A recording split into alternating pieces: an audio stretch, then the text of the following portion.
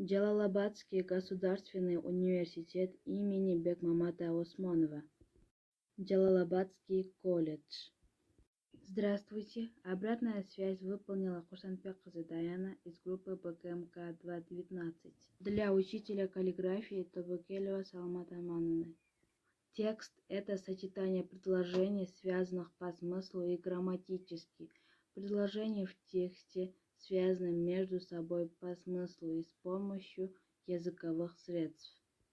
Тема – это то, о чем или о ком говорится в тексте. Основная мысль текста – это то главное, что хотел сказать автор этим текстом, его оценка изображаемого. Основная мысль текста – это то, к чему он призывает, чему учит, ради чего написан. Типы текстов: рассуждение, почему, повествование, что делает герой, описание, какой.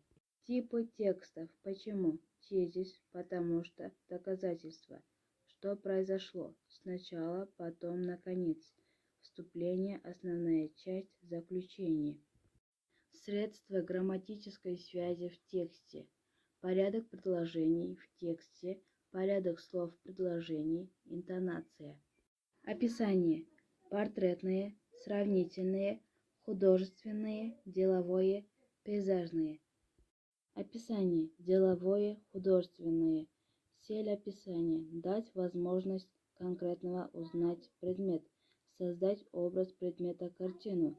Признаки предмета: перечисляются необходимые, рисуются словами самые важные. Чувства автора: нет, выражается через деталь описания. Язык: точность, шаткость, выразительность, яркость. Текст. Типы текста: рассуждение, повествование, описание. Части текста: вступление, основная часть, заключение, абзац. Стили текста: разговорный, художественный, научный, официально-деловой, публицистический. Тема текста: тема, ключевые слова, заголовок, основная мысль. Стили речи: разговорный, беседа, рассказ, записка и другие. Художественный: рассказ, басня, сказка, поэма и другие. Научный: статья, доклад, реферат и другие. Официально-деловой: закон, приказ, заявление и другие. Публицистический: вступление, очерк и другие. Тексты: устные, письменные, диалоги, монологи. Художественные, нехудожественные. По типам речи: повествование, описание, рассуждение. Первый текст.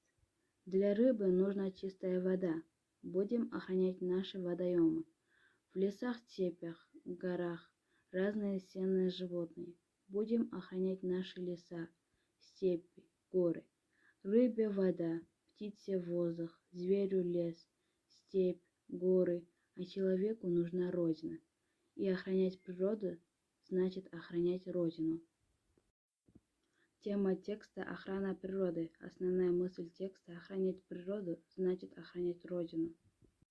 Текст 2. Прекрасен лес ранним утром. Первые лучи солнца пробиваются сквозь зеленое листво. Прозрачные капельки росы блестят на траве. Птицы уже проснулись и весело щебечут. Тема текста: раннее утро в лесу. Основная мысль текста: прекрасен лес ранним утром.